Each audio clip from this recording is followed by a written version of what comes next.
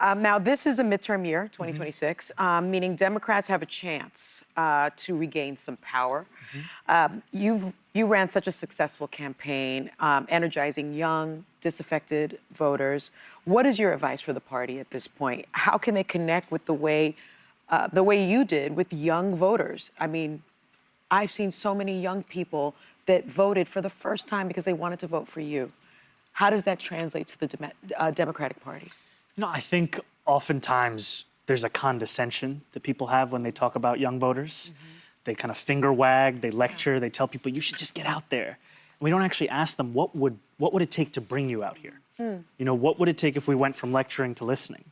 And when I talk to young people, what I hear from them is they feel like the only way they can stay in the city is if they keep living with their parents or they leave the state entirely. And we have to make it a place where they can actually aspire to dream in this city and also treat them with the seriousness that they deserve. Because what we'll find in our young people is leadership.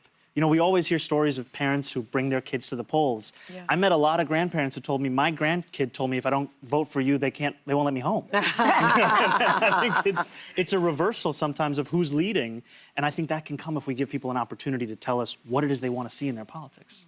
Well, Mr. Mayor, in light of recent events, there have been renewed calls from prominent Democrats to abolish ICE. I want to know where you come down on abolishing ICE and if you believe that ICE has any legitimate law enforcement role. You know, I am in support of abolishing ICE, and I'll tell you why. Because what we see is an entity that has no interest in fulfilling its stated reason to exist.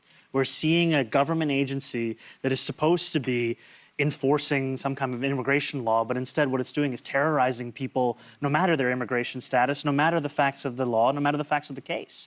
And I'm tired of waking up every day and seeing a new image of someone being dragged out of a car, dragged out of their home, dragged out of their life.